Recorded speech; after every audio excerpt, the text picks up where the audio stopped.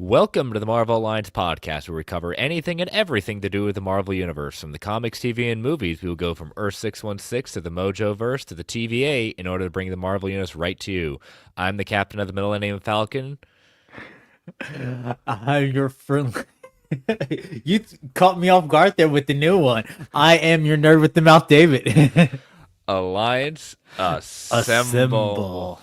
Volume 249. Yep, I told David I'm changing my name because of that meme that's going around at that point. Yes, I am the captain. I'm the captain now. I'm the captain of the Millennium Falcon because again, good memes are always glorious at this point. But yes, we are. This is our spoiler review of Captain America: Brave New World, the first MCU movie of 2025, first of three. Yep, MCU is starting back at that point. We already got a Fifth of Jack in the chat saying good evening. Here is where I find out if I should make it happen to see the new Cap or just go with the flow. Well, as always, Fifth of Jack, we're do non-spoilers, so we'll give you our non-spoiler thoughts. But up to you after that. We will be very clear on that. So. How you been? It's only been a couple of days, David. I know it's been what 48 hours, less than Yeah. 48 hours since we last talked. Things have been good again. New Marvel movie dropped. Got some new information on Daredevil coming up. So it's been an exciting 2 days since we've last graced each other's presence. Exactly. So not a lot's happened. I today was a work day. Went into the office, basically pulled a full day at that point because when you don't have the staff and students in the building, you can get a lot of different things done that you usually need more quietness to be there. So. But yeah, we both went to go see it last night. David did get a second watch in this afternoon, so anything that he's gonna be the most fresh out of our bunch. But I have this thing memory. As soon as I get home, I say hello to my wife, see her off to bed, and then I spend the next hour just building the show and all the notes and everything I can remember and perusing all the kind of reviewers and see that because I go on radio silence for a while. But yeah, Julio's right. A lot to talk about, a lot of discourse out there. And as I put out with the tweet, we're going to talk about tonight is the discourse. Is all the hype around the discourse true? Well, we'll give you our thoughts on that, but yeah, well, let's get into it. So we're gonna do with as always the lovely network plugs. We are part of the Geek Ultimate Alliance network with 6 shows covering the wide range of geek and nerdom. To see this full schedule, check out the show notes below and subscribe to the Geek Ultimate Alliance Network on Twitter at GUAPod Network so you know when all the shows drop. We also have a Patreon, so if we want to throw a couple of shekels our way, we've got 2 tiers. Our dollar tiers, our tip jar to say, hey, you think we're doing a good job? And then we've got our $5 tier with ad-free episodes, early access episodes, and Patreon exclusive shows, including the 2 shows Marvel Alliance has done. We can watch this all day. The Marvel Alliance Infinity Saga rewatch, 24 episodes where Brent and I reviewed every single movie in the Infinity Saga. And then our other show, Tales from the House of X, where we looked at our favorite Fox era of X-Men movies up there for all you lovely patrons. We have the DC Alliance guys doing their DC films through the years, and Joe doing his Multiverse Minutes. If you are listening to this on when the audio drops tomorrow, Saturday the 15th, the newest episode of Disney Dives from Joe and Walk Through the Multiverse is dropped, so check that out. And we cannot do this without your support, patrons. We want to thank you for your support. But if you're not a member of our Patreon, go to www.patreon.com/GUA network so you know when get all that content. And we appreciate the support. But if you're not a member of our Patreon, take 30 to 90 seconds, rate and review us on Apple Podcasts, Spotify, Amazon Music, wherever you get your podcasts. We greatly appreciate it. And last but certainly not least, we want to thank our official sponsor, OrganicPriceBooks.com, for your omnibus hardcover collected edition needs. JP and the crew at OPB have got it going on with excellent customer service, immaculate packaging, ships around the world. Earn points to get rewards and money off on maybe earn enough to get a free book. About 5 more days left to lock in pre-orders for a number of these collected editions at that point, including Mighty Thor Volume 5, something called Spider-Man Gang War Omnibus. I refuse to really fully acknowledge that storyline at this point. Ghost Rider Danny Ketch. I will always acknowledge Danny Ketch as a Ghost Rider at that point. Is just superb, just perfection, all about it. And Symbiote Spider-Man by Peter David Omnibus, and looks to be we're getting a restock of Daredevil by Chip Zdarsky, Volume 2. That quickly, basically, that came into print, and basically within 24 to 48 hours later, that volume was out of print. Because it's a hell of a run.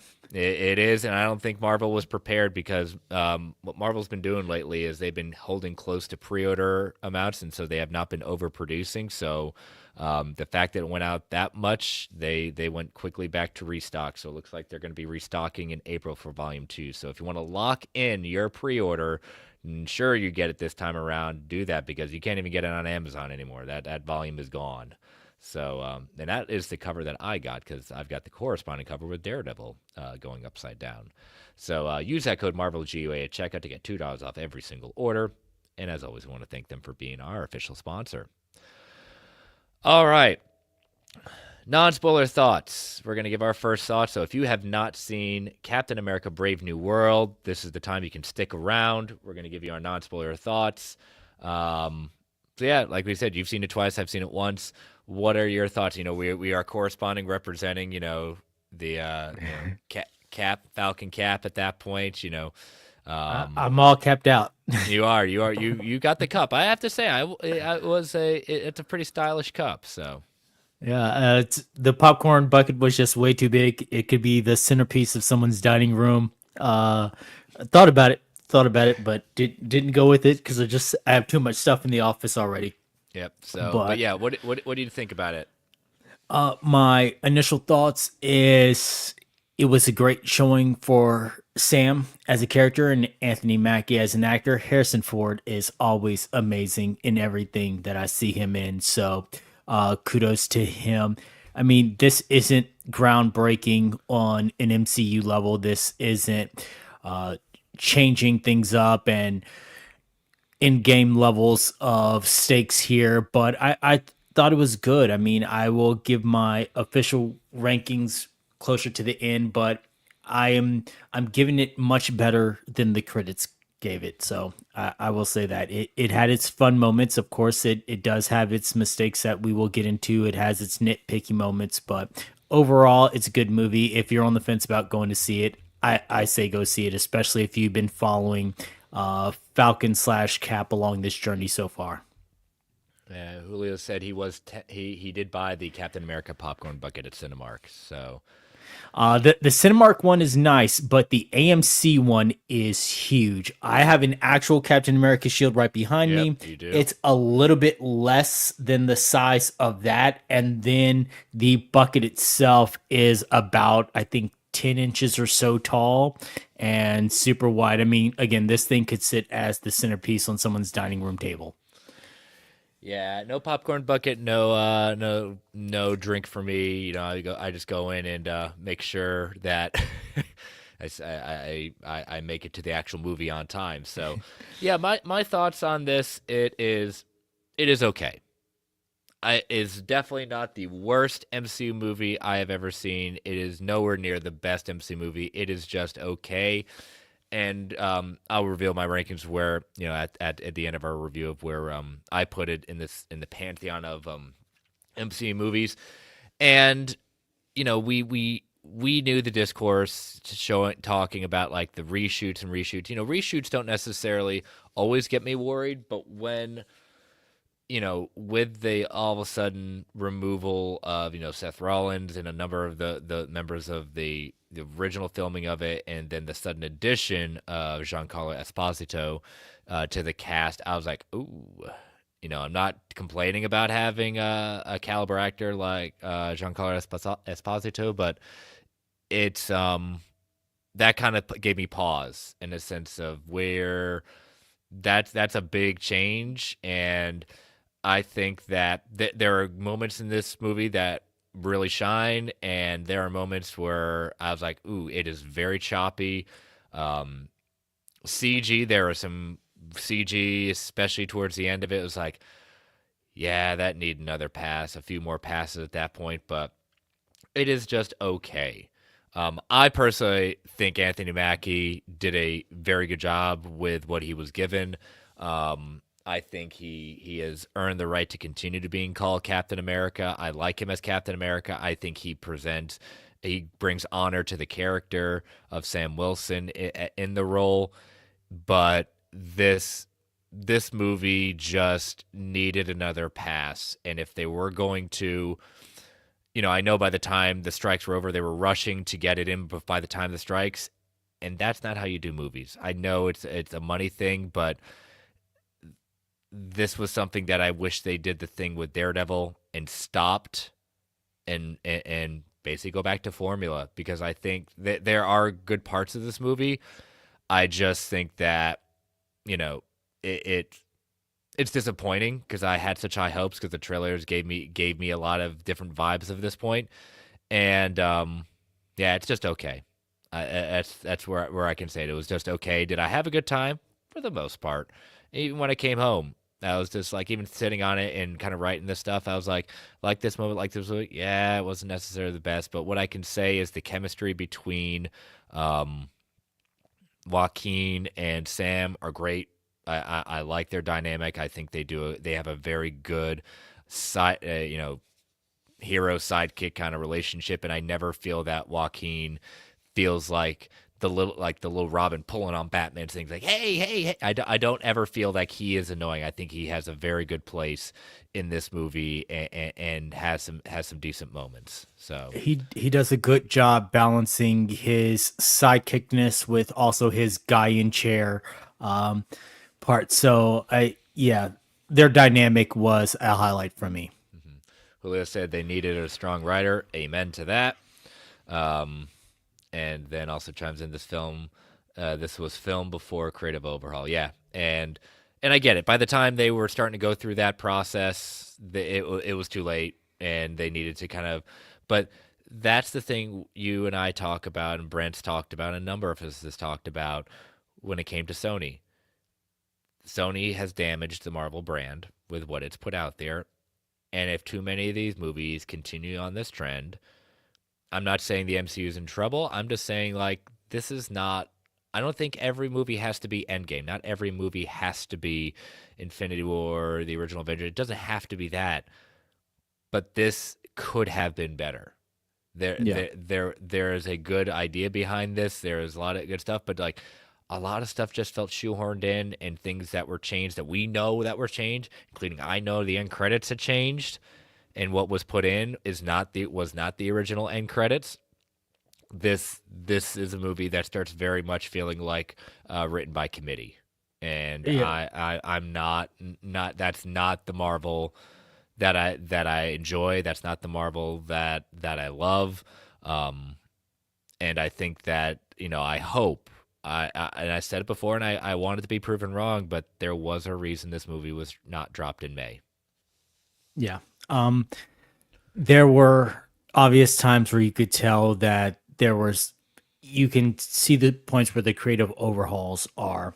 Um, Again, I was actually excited for Seth Rollins to be in this, heading up the Serpent Society as a whole and things like that. I do know, yeah, they had to make some changes. Again, you get a high quality actor, they had to jump on that. I completely understand.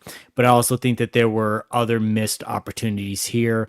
Um, you didn't need world ending stakes a la in game or anything like that, but I do feel like the stakes as a whole could have been a little bit higher. The urgency could have been a little bit more. But again, that just comes with too much going on, too many different directions. Yeah. So I'm with Julio on this one. That interest to see F4 and Thunderbolts, because they were the first to film to make it to post strike and creative overhaul. Yeah, again, I think they have. That's why they put Thunderbolts asterisks in May, because they have more faith in it. They knew this was not going to be the big hit, and if you're going to have I'm not saying a Thunderbolts and Fantastic Four is going to be a 1-2 punch, but this is one that they're probably going to be very happy that there's only going to be 2 weeks, 2.5 weeks till Daredevil, so that they don't have Yeah. to kind of live with the upcoming bad press that's going to come out of not just this weekend, but the how big of a drop the next weekend's going to be. So, but right now, I mean, the audience score I haven't checked out on the Devil Fruit site, but last it was at 82%. I'm guessing, David, can you check that out to see where we're at? Yep, pulling it up right now. It is at 50% on the reviewers and 79% on the audience. All right, So, so it's dipped a bit at that point, and but we'll kind of go with But yeah, let's anything for non spoilers before we kind of hop over that wall and take our first ad break.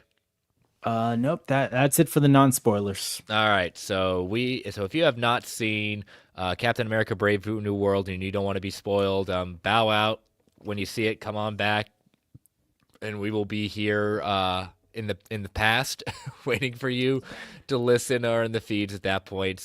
But yeah, so we are going to take our first ad break and jump over that spoiler wall. So as you know, listeners, these ads help keep the lights on in the Geek Ultimate Alliance network. We don't get to choose what ads come on, and they could be a bit loud, so give it a 3 count before they come on. 3, 2, 1. We'll be right back. And we are back. All right, so as always, if you've not tuned into this, we're going to be breaking this down in acts. Probably jumping around a little bit. We've got our notes here, and going to be discussing it. So Act 1, let's just kind of hit it out. The first thing we notice, we don't have the Marvel fanfare. And I don't know how I feel about that. I heard that it was because the director was going for the tone of spy movies and thrillers, like the original Jack Ryan series, um, nodding to Harrison Ford or the Manchurian Candidate or other things like that. So that's why they went with that whole black and white fading into the story deal. But yeah, I missed the fanfare. I mean, this is your first big event of the year, and to not have that as part of your first big event of the year, I think is a missed opportunity. Yeah, and my answer to that is I get that, but we've also seen people take the fanfare and model it after what is there, and they could have done it kind of like like a silver and black or something like that, kind of Yeah, done it had in the that noir style. film Yep. style or something.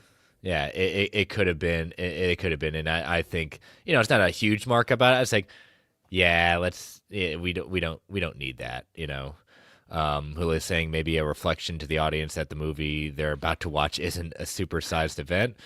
I don't know. I mean, they you say that, but I don't know the way that movie ends. They definitely were going quite the opposite, in my Yeah. opinion, at least. So, but yeah, so that was the first thing we kind of noticed. Um, but we get Thaddeus Ross opening up and basically, he's already won the election, and again, Harrison Ford. I'm a Harrison Ford fan. The interviews has been amazing. It always made me laugh. In that point, but him taking on Thaddeus Ross, I think he does a good job. Accepting on going this togetherness. So this is not the Thaddeus Thunderbolt Ross that we're been used to in the MCU. Yeah. It you can tell that there is a difference with Thunderbolt Ross just from the onset of him coming on screen, but Harrison Ford has just such a commanding presence, and from the moment where he starts and he's in the back, he's looking like he's taking a deep breath, the weight of what's about to happen, but then stepping on stage and taking that commanding presence like only he can. It was a good opening. Yeah. So we get our first look at Sam later on, watching it on TV. I guess the bartender giving him, free beer because he's Cap, and I like that he's being called. I like that he's being called Cap because that's we need to accept that fact that he is Captain Yeah. America, and yeah, Julio's saying at some point they did show Ross having a mustache. That wasn't a good look for it. I get why they did it, but yeah, that was a little rough. And that involved no CG at that point.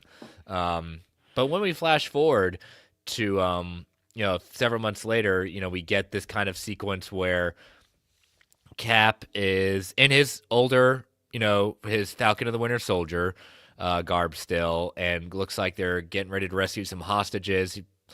I'll tell you what, he definitely, and I'm going to say this for Mr. Hines listening when he does listen, he leveled up a little bit in the idea of his fighting, using the shield. I mean, where we left him in Falcon Winter Soldier, yeah, he had just gotten it, but man, his shield work, his combat skills. I mean, he is a very different Captain America in so many ways that I think, more agile. I think.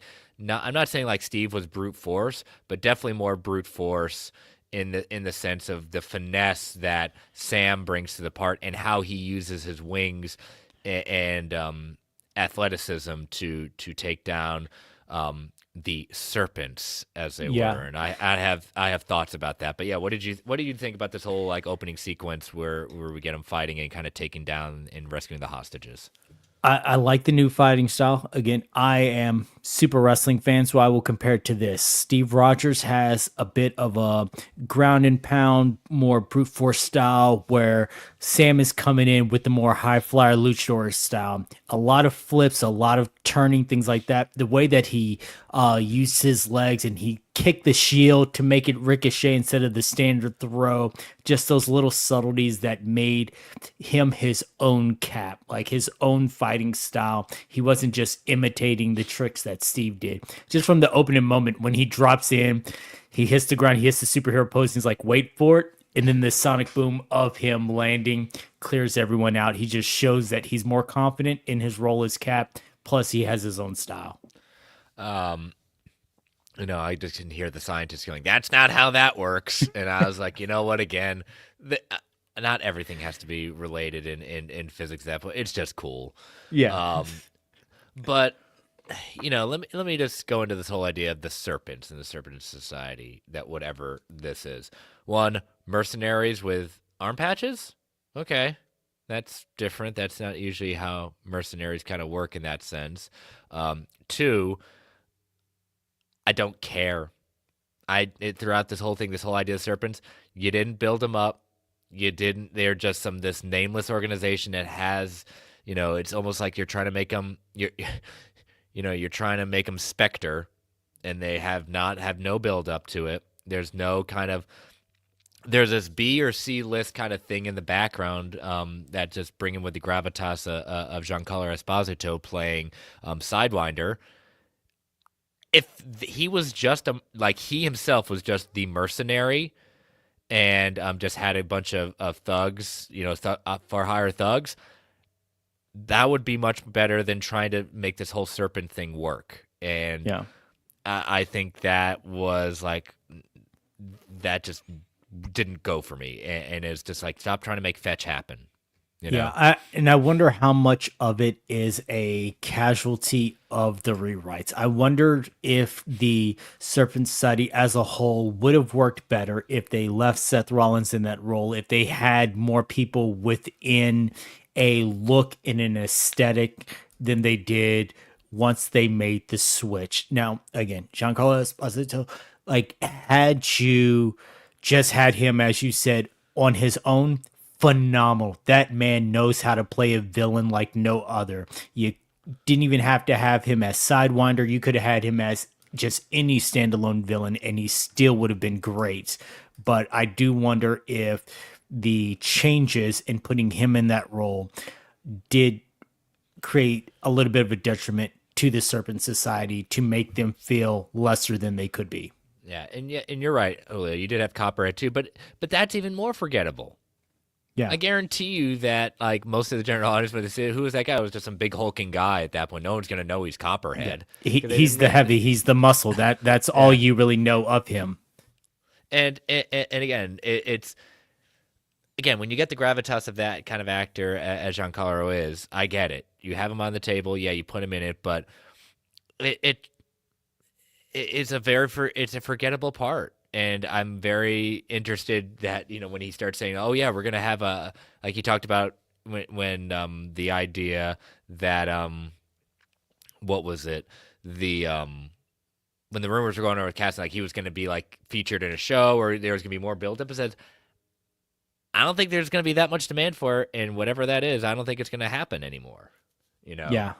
it, The it way that it was cut, the way that his character ended up. I mean, this doesn't scream give this man a spinoff or let me see him in mhm. further incarnations of this series.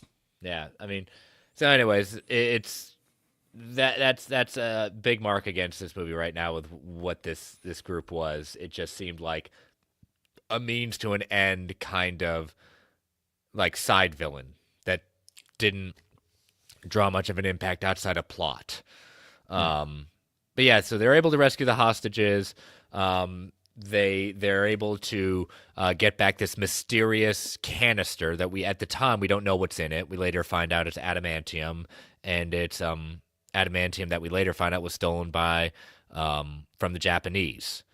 Um, but when we come back, we what I do think is a shining moment in this movie is Carl Lumley's Isaiah Bradley. He was one of my favorite parts of Falcon and Winter Soldier. His discussions always with Sam are some of my favorite non-action sequences in the MCU. And Isaiah Bradley, Carl Lumley just owns this part, and he was one of the shining stars of this movie. Yeah, he from the moment that he is on screen, he has a commanding presence and everything about him throughout this whole like he is the emotional heartbeat in my opinion of this movie. Yeah, and especially just as he's training Joaquin and trying to get him to understand what it takes to kind of be a hero at that point. I mean, man, Yeah. I tell you what, Carl Lumley is a big guy, and he can. Yeah. I mean, he very believable, but just he's got that voice like that. Like Morgan Freeman's got that voice. He's got that voice. It's just like very commanding, and I would Yeah. love to see him. And I know it's CG and things like that. A DH, and see him as Captain America. You know what I mean? Yeah, because from the moment when he punches the bag off, a la Steve Rogers, Yep. in the original, like from that moment, like you feel okay. This was the forgotten Captain America. He has that gravitas to him that he is believable in that role as the forgotten Captain America. Yeah, and if you want to read the storyline that brought it to the forefront, it is the mini series is called Truth. I believe it actually should be on Marvel Unlimited now. I haven't checked It in a while. is. It is okay, good because I have the oversized hardcover that's very much out of print, but that's one of my prizes of my collection because I really do love that story. Um, and so they do get invited to the White House. And that's where we kind of get some interactions with Sam and Thunderbolt Ross and the idea that he wants to restart the Avengers. And that conversation is very tense. Like Sam doesn't trust Thunderbolt Ross. Like he likes the idea of the Avengers, but he just already sees through it, saying, I don't want to be controlled by this guy. Yeah. What happens when we It's not, disagree? yeah, it's not going to be the same as it was. The Sokovia Accords are still in effect. It seems. They haven't ended. Yeah. So it's interesting when Ross is presenting this to him and he's like, hey, we got to work together. You got to trust me, things like that. And then he starts introducing him to the Japanese president or prime minister. And it seems like he's using Sam as a splash page, kind of like how the original Cap was when fighting Hitler and the Yep. Nazis. Like you're going to be my poster boy, and that's why I want you to start the Avengers. It's not because you're my guy. It's not the trust that we've built. Yeah, we've been on different sides of this, but you represent America, and having you on my side will help me. This is more political strategy. And even that's one of the reasons why Isaiah was very hesitant to even want to go along with Sam and Joaquin to this, because he's just like, I was imprisoned by my government. Like, I don't have any. I know people's opinions of me have changed now that history's been corrected and put to the forefront, but I don't get a good feeling about this, and for good reason. I mean, that's plot Yeah. and protagonist, but Um, this is where we start seeing, like you said, he's put out in front of the cameras. He said, "Just go with me on this one, Sam, and stay with me." Um, Ross, it's the presentation of what the package was that it contained. We get adamantium. Finally, first in the MCU about it, that it's talking about the Celestial and saying it's coming from it. There's been basically a Cold War of who's going to control Tiamat, the frozen celestial in the Indian Ocean. Um, we've all been asking questions, where is this? And it's just like all this has been happening in the background. It's just like we're just supposed to accept that, it's again like we're the Avengers during this whole thing, Yeah. I did have a question though. So this is the Celestial Summit. They're talking about the Celestial in the Indian Ocean. How does the world know that this is a Celestial? Like, I know how the Eternals know, but who told the rest of the world this is its proper name for Yeah. them to then take that and name a whole summit after it? Again, I know it's nitpicky, but that's just something I was like, oh, so we all know what this thing is now. This went from the mysterious thing in the middle of the ocean to everyone knowing that this is a celestial. Yeah, that is a question, and don't know. The Eternals are still here, so at least some of them are. So who knows at that point? They're saying he said Thunderbolt is just Ross. Oh yeah, no, it is. It's Thaddeus Thunderbolt Ross. So Yeah. um, but it shows it's more power. They claim more powerful than vibranium, and it's supposed to be. And even going back to like the fight, more money, more budget.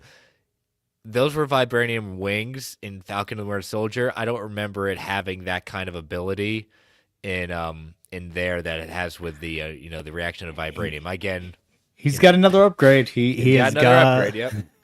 he's got the Wakanda hookup. Yep. But during the presentation, as we saw in the trailers, this time I was wondering if they were going to keep it or they were going to cut away or change it. But yep, Isaiah hears something and stands up, grabs a gun, and shoots at the president, and all chaos. But he's not the only one. There's a few others that start like trying to attack at that point, and all chaos ensues. Cap gives chase to Isaiah, and Isaiah is just like, we know he's got he got the super soldier at that man. He booking it and he owning that room. Yeah, he is he's holding his own, and it again another showing that yes, he's the forgotten Captain America. And I noticed it more on my second viewing. Again, Carl Lemley, just the look on his face during the fight in the White House and the breakout from it.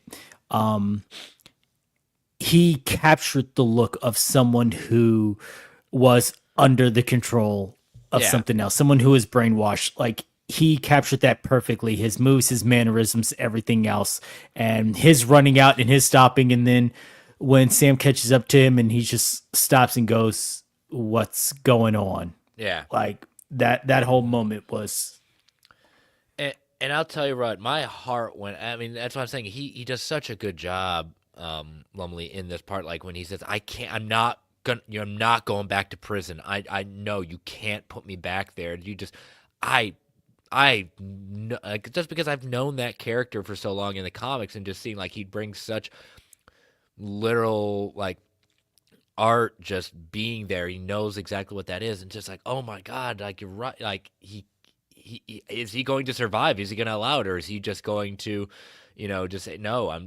I can't do this again. And thankfully, he succumbs to it and gets arrested, and that's kind of how we end the first act. And I would say, like, as an act, this first act, I didn't, it was good. I think this is probably the best part of the movie, in my opinion, outside of the action sequence towards the end with minus the CG. Like, this is probably my favorite part of the movie. It's down where we get to Act 2 is it starts getting very muddled, and I start seeing thing. Yep, that changes that. That's kind of back and forth. But I don't know. As a whole, what did you think of Act 1? I thought Act One was good, and I also thought they did a very good job. If you have not been keeping up with the MCU for the last 20 some odd years, it helped bridge the gaps of a lot of points. If Including, hey, did you know Betty Ross being yeah, being Bruce Banner's ex girlfriend? Because that was just like, was that? It's almost like at that point they purposely put, okay, we already knew she was going to be in this movie. It's just like, oh, come on, we don't need to yeah, telegraph this. it was very like, look, we understand how low ranked the original Hulk was. We understand a lot of people didn't watch it, so Oh, let me give you some backstory here. I unapologetically celebrate that movie, and it's definitely one of the tops. So, So that oh they gave a good backstory there. So yeah. yeah, oh, you're right, Julio. We know it was added in. It was just, it was just. That's some of the bad parts about this. It's just like, why? The Stop. Hulk Hunter nickname for Thunderbolt Ross, like it was all of this. Yeah, you just have to really drive home that, hey, in case you didn't see Incredible Hulk, here is all the backstory that we can give you. Yeah. So, but yeah. Anything you want to discuss before we take our next break and head into Act Two?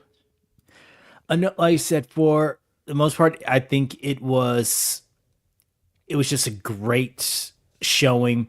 The highlight of Act One, and he's going to have even further highlights again, is Isaiah Bradley, Carl Lumley. He just, everything about him in this made him the key part of this, even to the moments when he's talking about his suit and why it's so Hmm. important for him with getting dressed up. Like it's good. Yeah. So, but all right, we're gonna take our next ad break before we head into Act Two. So, do you know, listeners, these ads help keep the lights on the Geek Ultimate Alliance network. We don't get to choose what ads come on. It could be a bit loud. Give it that 3 count before they come on. 3, 2, 1. We'll be right back. And we are back. All right, so we all knew where Sam was going to be going. He was going into the White House, into the bunker where the president's hiding out with in the Situation Room in the bunker, and goes in and just they're all trying to stop. It's like, oh yeah, good luck trying to stop Sam when he's on a mission like this. And I like it when he goes in there and Ross goes, all right, everyone out but him, and then who we later get introduced to as Ruth, and she stays too. Yeah. And I Ruth was okay. You know, we know the controversy of what the character was supposed to be, and everything was eliminated about it at that point. I thought it was interesting the idea that she was a former Black Widow. It was okay, A- serviceable. Out of the I didn't think it was necessary. I think if you took her out of the movie, she didn't add much to it outside of moving the plot along. And if, like I said, if you removed her, it you wouldn't notice. Yeah.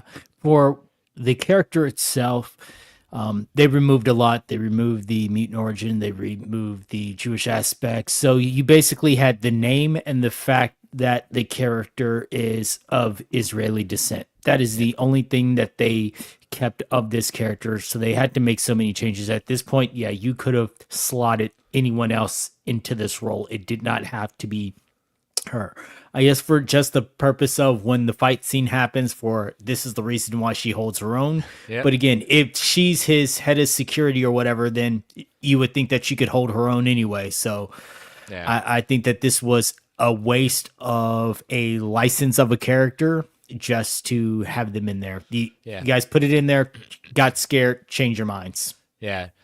Shira Haas, the actor, she did good. I mean, again, I'm not criticizing her acting ability, and I'm not criticizing her anything. She did what was needed. I'm just saying, like the inclusion of this part, the amount you already cut out, it like we said, it could have been anyone, and it wouldn't have made a difference.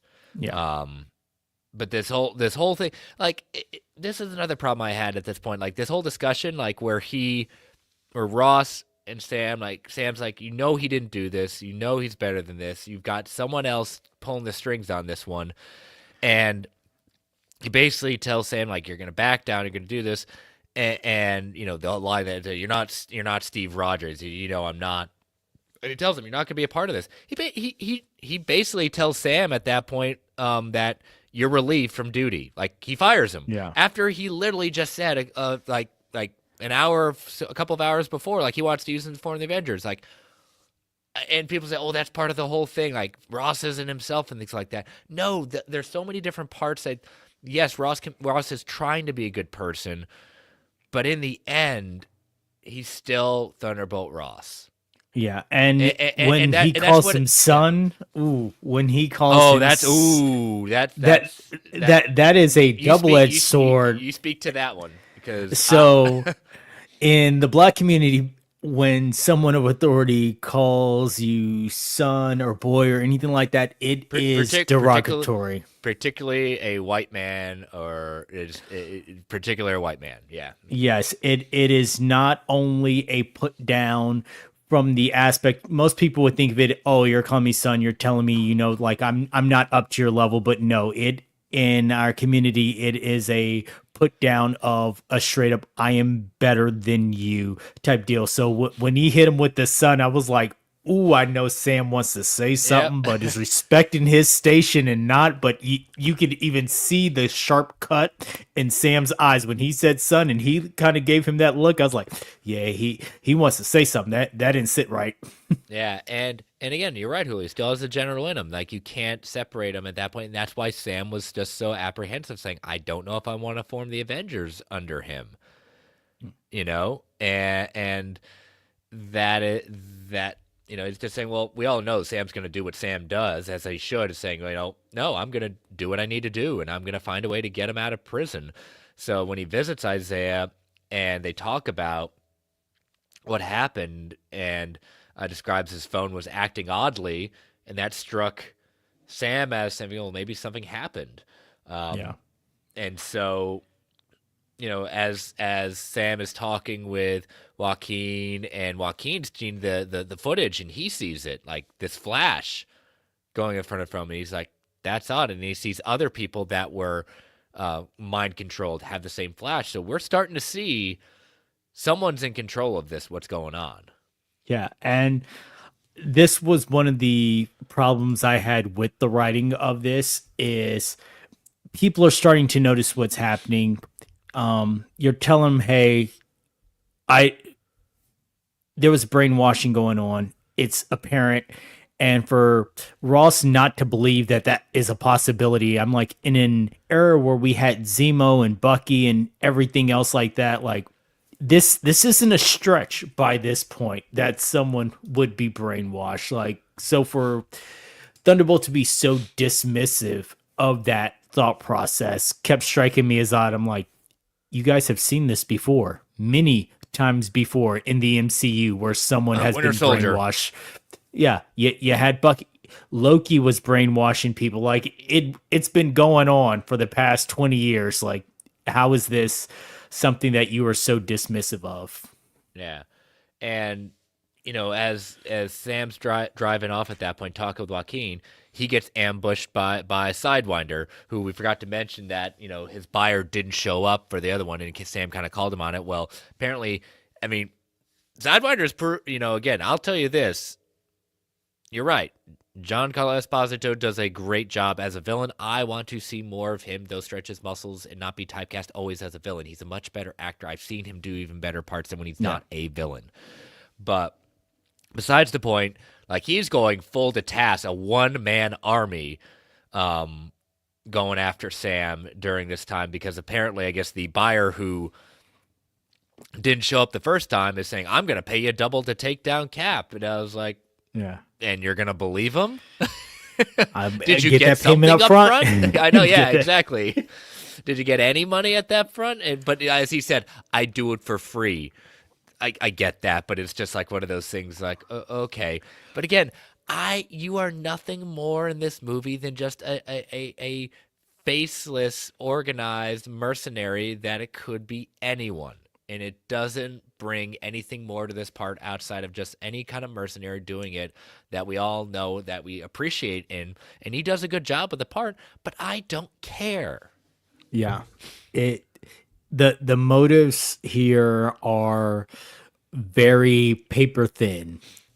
So again, great actor, great action scenes. Like Yeah. I love this fight between them. I mean, Sam was catching hands and Oh bullets yeah. and everything in between. Like it took everything in him to win this fight, but he was catching it from the knife in the chest to the mini axe to the gut, everything else. Like that, this was a full on knockdown, drag out, one on one fight where Sam was struggling to hold his own at points, but the Yeah. motivations behind it all are just paper thin. And so yeah, then we head back to the prison where we see that one guard who was keeping an eye on everyone. Like he's apparently he hears on this radio that the Mr. Blue song at that point where he gets and then he just shoots the other three people and then shoots himself in front of Ruth. Obviously, Ruth knows something's up at this point. There are cameras everywhere. How are we not at that point? Like, I'm not saying it needs to be released to the press, but something bigger's going on and nothing else has happened. We're just gonna move, Isaiah just to solitary for his own safety at that point. But we're not like really trying to run out the president saying, something's going on. Yeah, I know he knows exactly what's going on. He's trying to like bury because we know who really is in charge. What's going on over here? Um, but it's just like, oh, this is. There could have been better ways to do this, and it just, as I said, the act two is just a mess. Yeah. And moving him to solitary. So you've already shown that one of your guards was susceptible to mind control. What's to say there's not anyone else in this prison that could be? So moving him to solitary really doesn't protect him from anyone but other Yeah, inmates, but not any guards, which is who took out the other four. So there was no point here. So I was really agreeing that hey, he doesn't want to go back to solitary. He doesn't want to go into the hole. He's been in that dark place before. He doesn't want it. And I was on Isaiah's side the entire time, like, y'all know something's off. Y'all know he didn't do it. And yet you want to take him out of his jail cell and put him in an even worse mental condition for quote unquote his protection when he's in an area where he's even more susceptible of getting attacked. If he's in yeah, solitary and two brainwashed guards show up at that door, there's nothing he can do. yeah. So let's talk about Joaquin and Sam going in and investigating this Echo One base. Now, Echo One has a big torrid history in the comics in the sense of this is where we get with the Hail Hydra cap run. This is where Hydra kind of led to the idea of the Steve Rogers, who was always a mole for Hydra at that point. So it's not a positive thing even in the comics, but the whole investigation that they get into the lab of where we get our introduced to Samuel Stearns, aka the leader. Um, What'd you think about this whole thing? Again, it's very like you said. They're trailing, and I love these kind of movies, the spy versus spy, the Manchurian Candidate kind of thing. This lab we've always seen sequences of. We've kind of heard him in the background. They start piecing all this together, and then we see, the leader at this point. What did you think? So they're going to the base, breaking in, things like that. I thought that was a little cool moment between the two. And then once they get into Echo One and they're looking around and they're seeing all this medical stuff, they're seeing an up and fully functioning lab. And now it's starting to say, okay, there's more here. This is more than just your typical military facility. Something's going on. There's a full functioning lab. Everything's going on. They see the blood work of all the people who have been corrupted so far by the Mr. Blue song. They see medical records on Thunderbolt Ross. It's starting to paint the bigger conspiracy before we get the introduction of the leader. And before he comes out of the shadows, when he's just having the moment when he's talking and he's got the green glowing eyes, I was like, okay, this is going to be cool. Where's this going? and then he steps out of the shadows, and he looked to me less like the leader and more like, and I think the Geek First guys commenting on this, he looked like Hector Hammond from DC Yeah, Comics. Like when it, they said it, I was like, "You're right." Like I thought the same thing too. It wasn't like I didn't expect him to have like the comic actor, like a huge cone, like basically cone head at that point. It's just, um, it's one of those things where I I think he channeled the idea. It was almost like I enjoyed him from this not seeing the full thing. He was a bit more scary in the it's like you don't see the shark, it's scary. What you don't see, the image in your head is worse. yeah, Um the leader's just a hard character just in general to put in live action just because he's just incredibly intelligent. Um he doesn't have psychic abilities. He's just incredibly smart, and they kind of make him like the whole idea, the probability thing of looking at like, oh, you didn't do what I thought you were gonna do with that. He looked exactly like, again, a guy who got infected by Banner's blood, the gamma radiation, things like that, and we kind of learned some of the backstory. We learn even more later on when Sam sees and talks to President Ross on the ship about like what he's doing down there and what happened, like the whole thing that he's blamed for the Harlem incident um, with the Abomination and the Hulk. I was like, well, okay. yeah. And just this whole idea of like he's manipulating the parts behind the scenes. Get it? That's very leader like. But I will claim, I always like using this line, like he's not very cinematic in the sense of the power set, you know. Yeah, he's not, and I had a hard time getting past the look, the very Elephant Man look that they have going on, because the leader in the comics, he doesn't have that look. Yes, there are some incarnations that have kind of the veins of the brain that are more protruding, but for the most part, like the poster that they originally put out, he has a full Or the head of Funko hair. Pop. Like, yeah. So this version of it kind of took me aback. Like, okay, what this scarred look that he has, the messed up cranium, the one droopy eye that's a little bit discolored like that. I don't know. I had a hard time looking past that. And it also, in some aspects, made the effects on him stand out just a little bit more. Yeah. But yeah, the idea that Ross kept him locked up and then kind of used him to say, "Well, help me get there, get to the presidency, and I'll let you out with a pardon and everything like that." And then when he didn't, I was like, Ross, it's like, yeah, what did you think was gonna happen? The smartest man is not gonna like be angry about this and try to screw you over 10 Yeah. times than what you did to him. It's like, yeah, duh. And so like him getting all the soldiers to like keep Cap and Joaquin down. But I did like, again, seeing Ruth come in there and whoop some butt, a la like we saw with Natasha in Iron Man 2. That was just basically pointing at the screen, up. I've seen that. Black Widow in a hallway. Never Yep, put a Black Widow in a hallway. Yep, but where's Charlie Cox when you need him? The Yeah, it was an okay thing, but again, it's just moving the plot along. But then randomly they leave, and then the FBI just suddenly shows up, and they're their brain control. Like I knew the brain control was going to happen, but it's just like, again, not necessary. Just they could have just given made a run for it, and it didn't mean like anything else if we didn't have the FBI there. It just no. And I get the suspension of belief, but one thing that I like that the Netflix Marvel shows used to do that the Disney properties of MCU don't do is, for all these well-trained soldiers who are firing at them, nobody, you guys are the same people who are future stormtroopers, because y'all can't hit anything.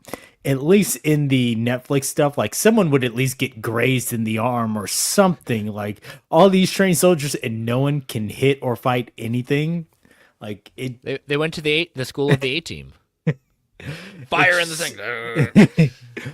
So, but yeah, it was just the random part. Okay, boom. Here's the FBI. All right, let's trust these guys. Up and up, they're brainwashed as well. Okay, now we're on the run from them, and we have to go find another team that we trust. Yeah, it's I don't know and but what I did think was interesting when they get to this base where we saw like the soldiers that were helping Sam out at the beginning of the thing, that we suddenly revisit them because they were so important, and they just have Sidewinder chained up in the open Just like standing that, around. Just yeah, standing around. just standing around, and then he basically kind of says, "Well, I'm not saying anything till pardon." Well, no, that's not how it's gonna work. And it's like, all right, well, I'll take this. They said, well, let me hear what you say. And he just does it and just accepts like Yeah. Sam has any power in this. Sam has absolutely no power. Like, let's not forget that the president fired him.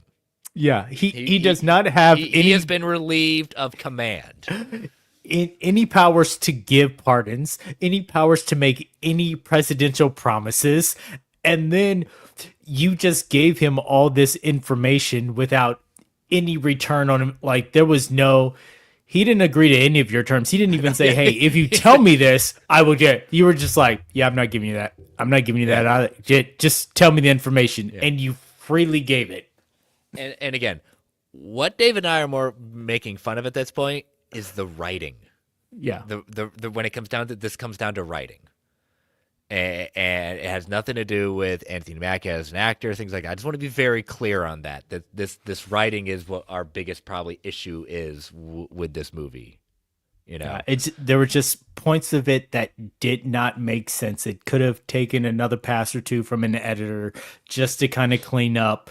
Okay, how does this realistically work? Because again, he he gave up his entire hand with no guarantee of anything in return, and no true supervillain would have done that. yeah. But yeah, he tells him everything. That Sidewinder tells him that he's been the pills that they found. Basically are upping the levels of gamma radiation, and he injected him with super intelligence, and it's been giving. Well, actually, no, that's found out later that the pills are basically gamma radiation, and trying to use it to kind of get him to be controlled with his anger. He's giving Ross key information, getting the presidency. It's just like you said, nothing like that. That's where we're left off, and they see and hear that the naval fleet is moving into where Tiamat is, and we're in for a standoff with Japan and the U.S. So that's Yeah. where we kind of leave with Act Two, a big mess, big old mess. you know, Yeah. Again, it was all over the place. It was convoluted for no reasons at point, and you can tell where there were some obvious tonal shifts to okay, now we're going this direction, or throw this in there. We need this callback. We need this reminder. which is all the things that many people make fun of and point out their problems in the MCU, and I can't, they're not wrong. I can't say that. And like Julio said, they should never have filmed during the writer's strike. Well, what they shouldn't have done is rush to film to avoid the writer's strike and get it. Because I had friends that were visiting the set the week of the final shoot in DC when they were trying to do it and they closed filming at that point. Principal photography had ended the day before the strike, and so rushing to get to that point. And like you said, this all was before the big changeover that we're all hoping we're going to see a better film with like that. But any final thoughts before we head into the final act? Yep, like you said, it was a mess of an act two. It wasn't the worst, but you can definitely tell. Okay, there was some shoehorn stuff in here. There were some things that could have gone with another pass through, and things like that. So Yeah. it Yeah, we'll go so. But all right, so we're going to take our final ad break for the evening, breaking down the final act. So, as you know, listeners, these ads help keep the lights on in Geek Ultimate Alliance Network. We don't get to choose what ads come on, and they can be a bit loud. Give it that 3 count before they come on. 3, 2, 1. We'll be right back. And we are back. All right, so we see that we've got, Ross is trying to get together, trying to salvage what's happening with Japan trying to bail out of the treaty, and that's when Japan reveals our sources say that that the package from the beginning of the movie was actually the Japanese adamantium stolen by the United States in order to publicly give it back, as in it to make it look like peace while truly being deceptive. And Ross kind of laughs it off and saying he's legitimately surprised by this. Yeah. And that makes him look even more incompetent in front of the Japanese. Just like, I don't trust you. You know, Yeah. you have absolutely no control of your people. You know? Yeah. And he says a line about, I must be gullible. And then he stops. He said, to think that I could work with someone who could be so easily manipulated. Attacking the Japanese prime minister, I'm like, okay, great. That's how you're going to get him back on your side, by insulting him. Yeah, exactly. Awesome. Because that always works with an Asian culture at that point. Yeah. Because that, come Go on. go ahead and insult his honor. Let's go ahead and treat a culture who thrives on honoring. Just go ahead and insult him. Yeah, Good job there. yep, exactly. But yeah, getting angry and angry. He's being taunted over the phone by the leader. Ross finds himself like on the brink of war. His inability to understand, as the leader puts it, is being played and combined with violence. Like he said, fine, we're gonna go to the fleet. You know, we're gonna stand like muscle against muscle at that point.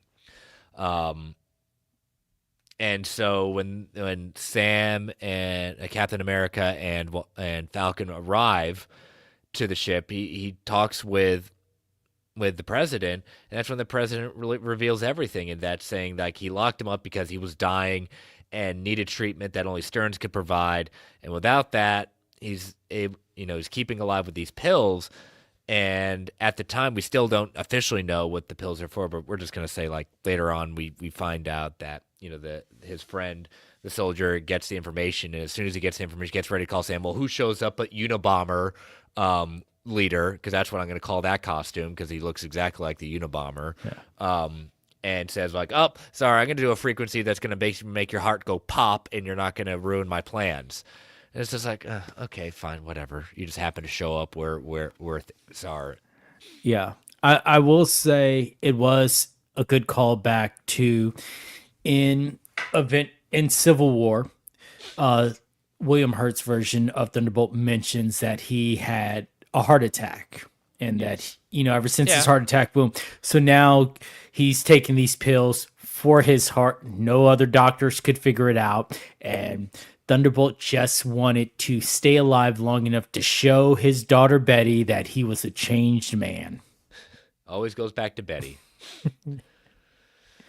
But yeah, so we get this, we get kind of the as we know, we got to have more people with mind control. And we've got American fighter pilots firing at the Japanese, so now we're basically on the brink of war. And Sam and Joaquin go out there and try to, which is a cool action sequence. I'll give them this. This was a cool kind of action sequence, but we already know this is going. Like, I kind of thought that Joaquin was going to go down at one point, make a big hero sacrifice. I didn't think he was going to get killed, and he doesn't get killed, but the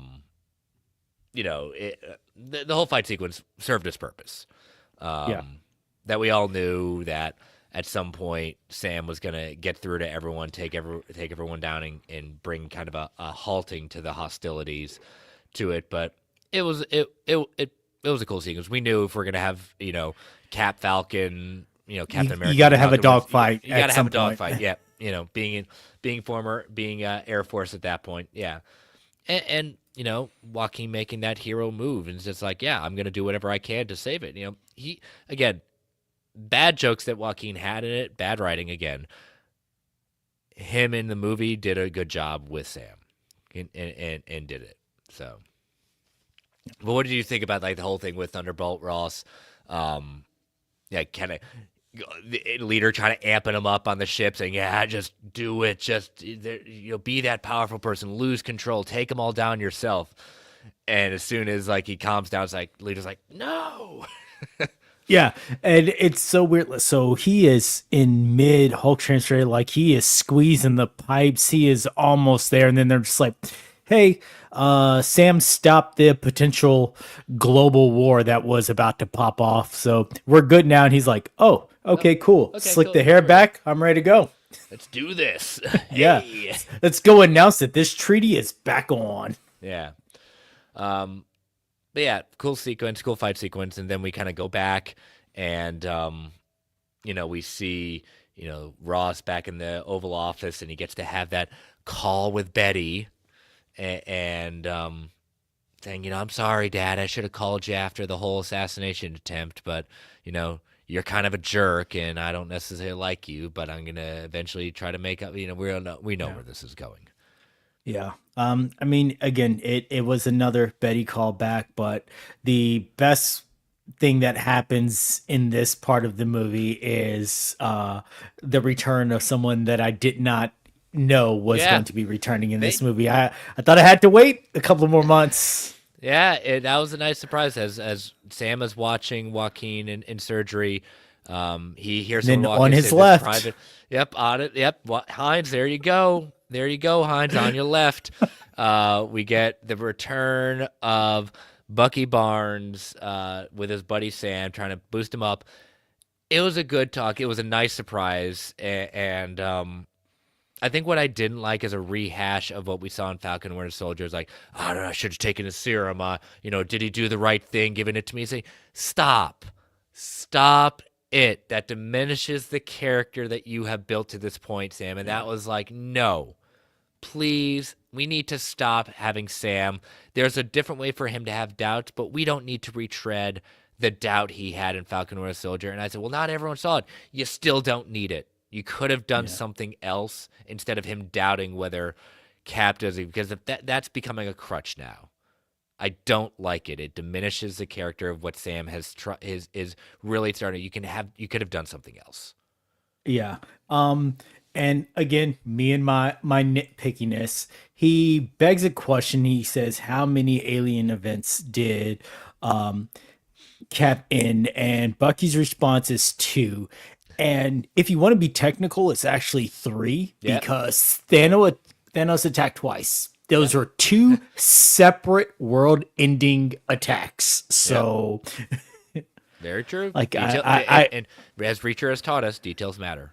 yes, I do not count those as one. So yes, he stopped the Shatari, and then he fought in the first Thanos invasion, which they lost. But 5 years had passed. They go back. They do their time heist, and then that is a new invasion at that point. So that is Yeah. technically three.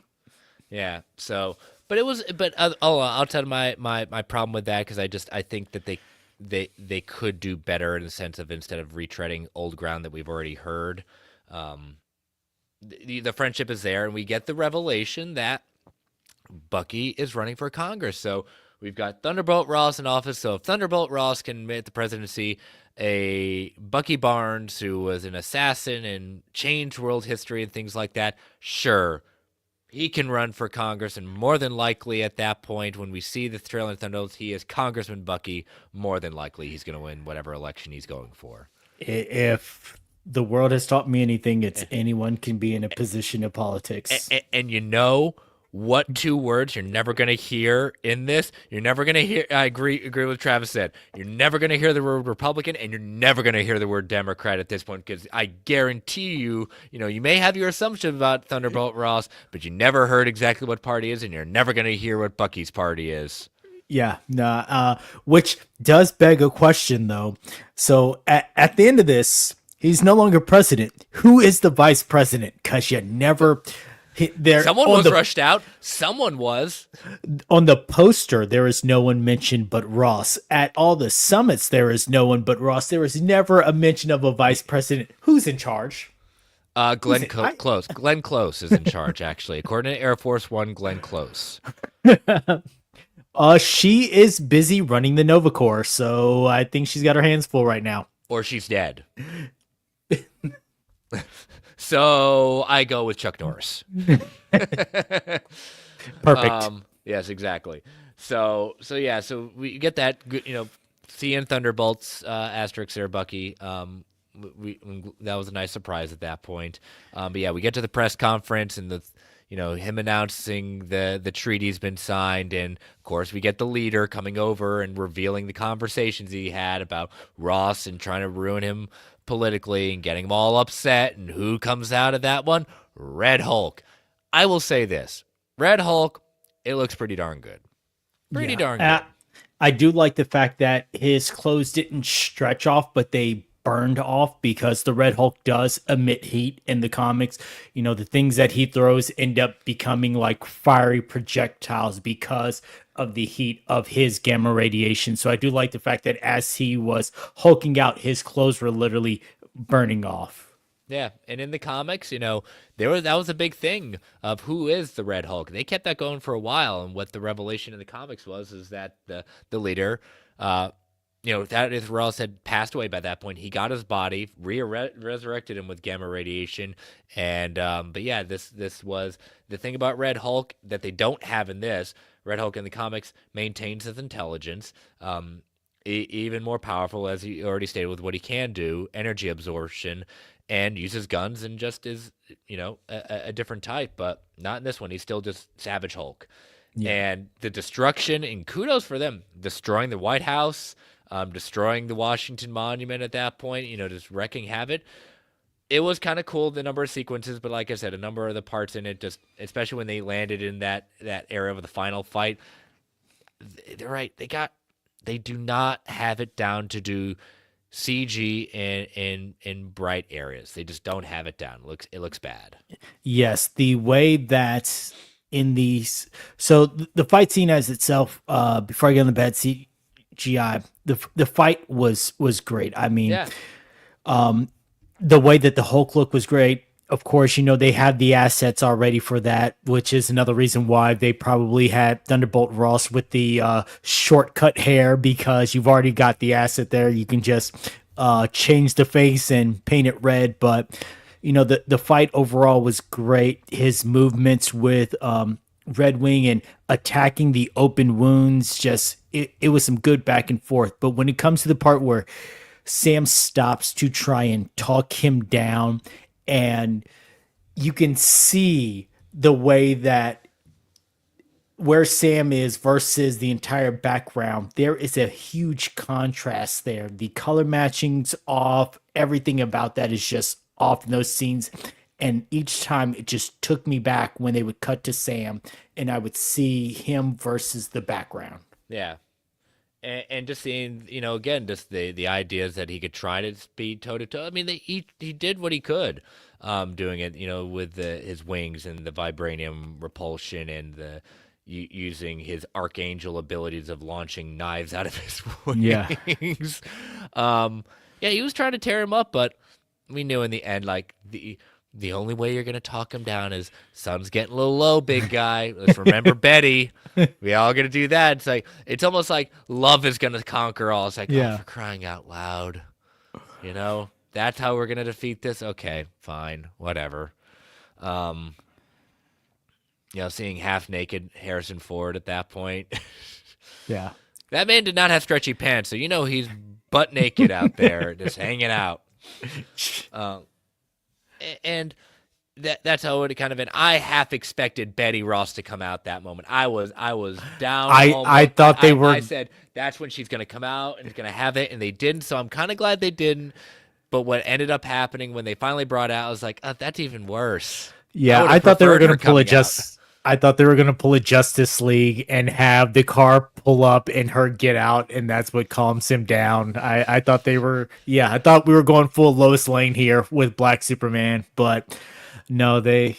Yes, I will admit the ending was a lot worse, and the reason why I hated it so much. Well, I shouldn't say hate it. I disliked it so much is because, again, you guys talked about her coming back. She's coming back. She's coming back.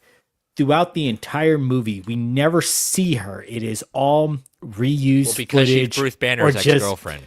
or just voices, and then we finally get her for that one final 1 minute scene, and I'm like, this is just okay. This is what we're doing. You got me, Marvel. You got me. Yeah, and we find out like Sam goes to the raft, like, and the Geek First guys pointed out, it's like every time we go to the raft, there's like no other baddies there. Like we know Zemo's there, who is a much better villain than the leader in this movie. Yeah. Hands down, I can believe it, and even his powers aren't cinematic, but he is very much more charismatic at this point.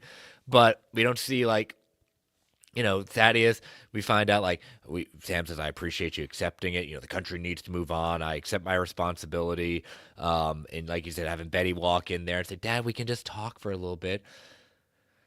You know what, why do I think at some point we're going to get Red Hulk back and he's going to be on the Avengers, even though, yes, in the comics he was on the Avengers? It's just going to be like one of those things that it just is going to feel shoehorned in.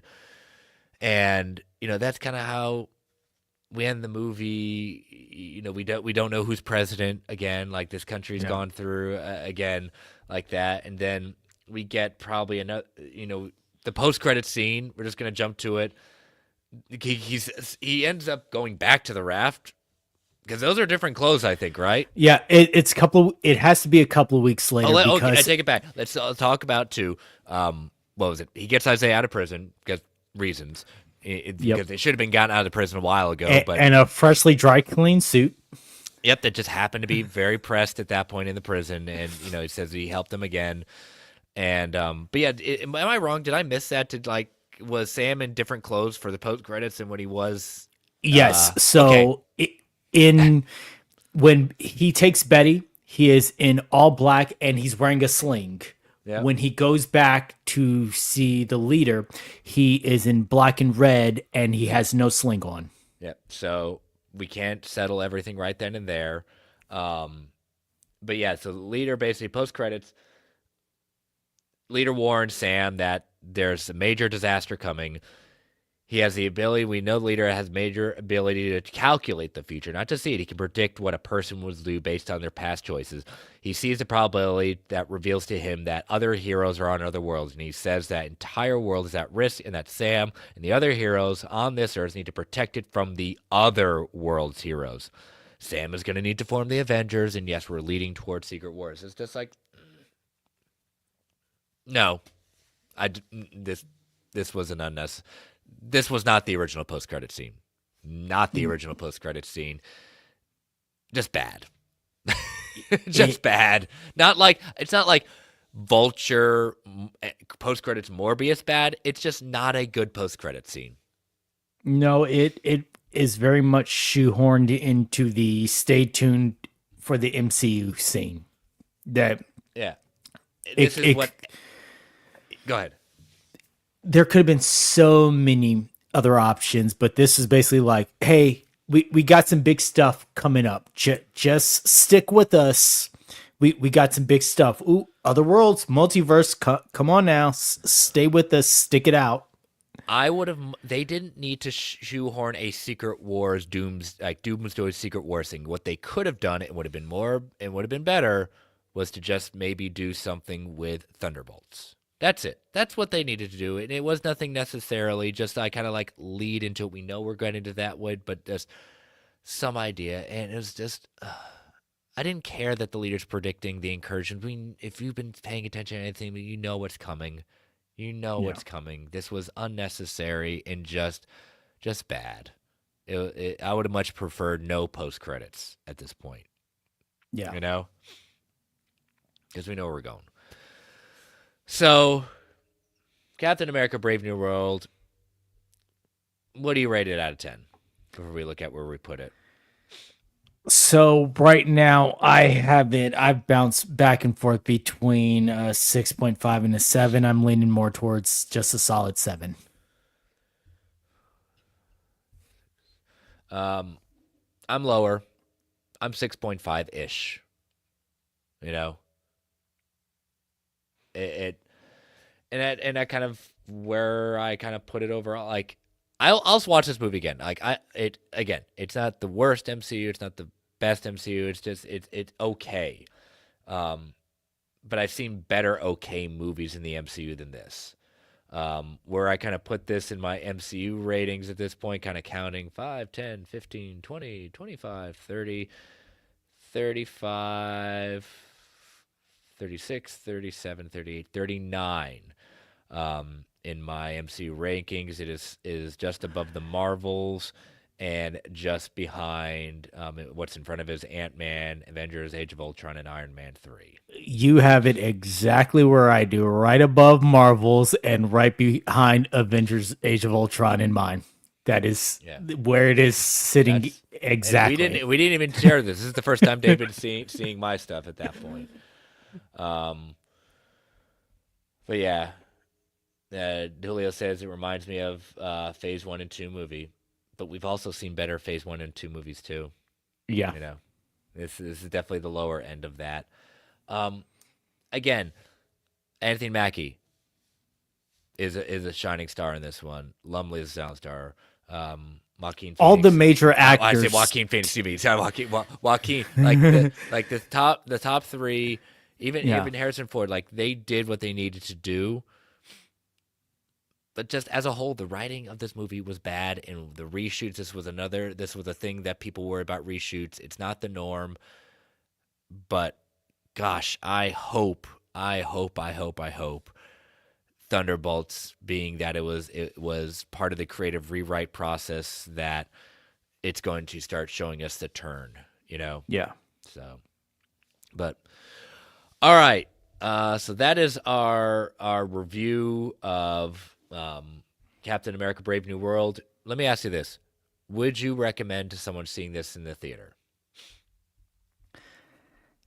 I would say yes, for the simple fact that I think that your first viewing of the Red Hulk fight should be on the big screen. It looks better. Unless you have a 70-inch TV at home or a home theater set up, like don't go see that fight on a 40-inch. But other than that, if you got time to see it, go see it. If you don't have time to see it, you don't have to shoehorn your way in. If you are nervous that not seeing the Incredible Hulk or not seeing Falcon and Winter Soldier is going to make you feel lost, don't do that, because they do a very good job of shoehorning in everything that you need to know in regards to those aspects as well. So, again, I have A list, so it cost me nothing. So, yes, for me, it's worth to see it. But I wouldn't say spend your.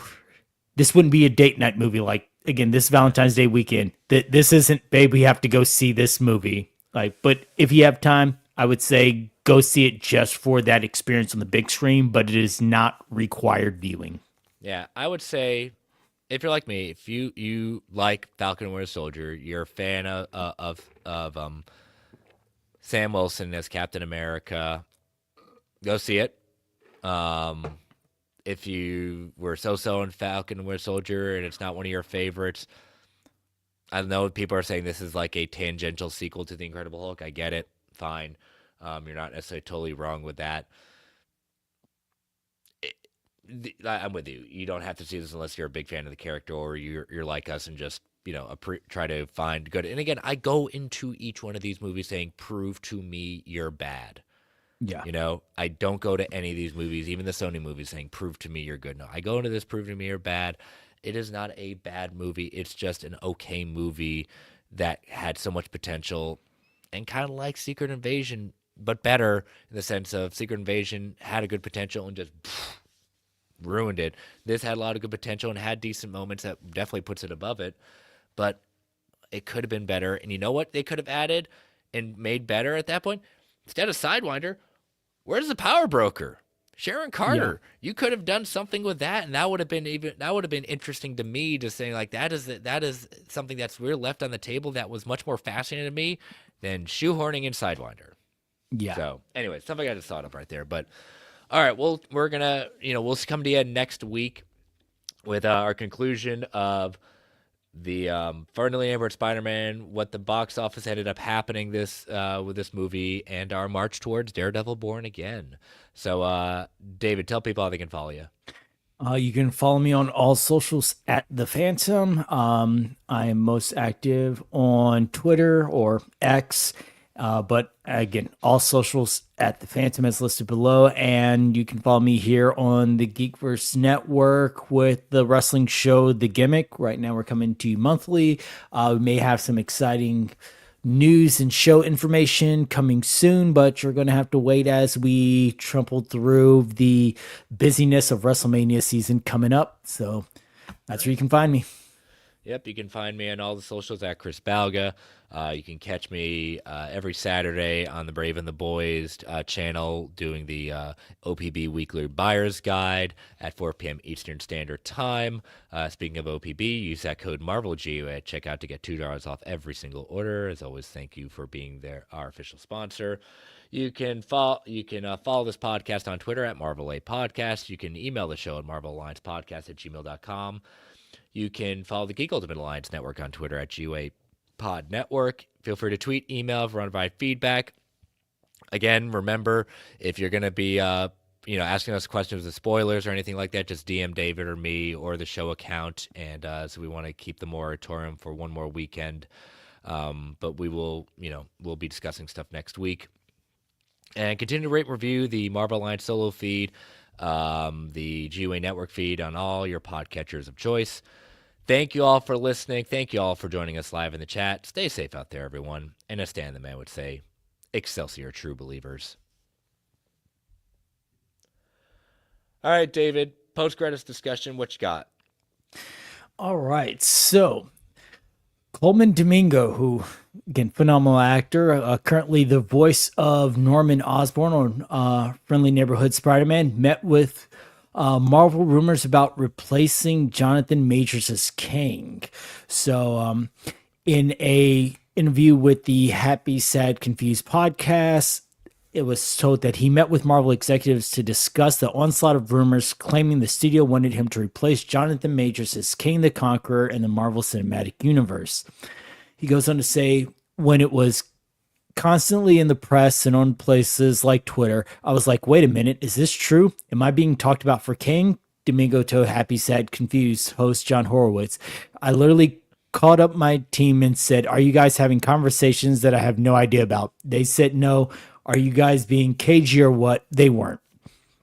There had been conversations of me coming into Marvel in some way, so we did follow up and with a sit-down meeting with the heads of Marvel.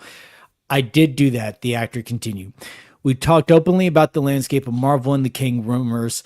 I'm all about energy. I want to do things that make sense and bring gentle energy.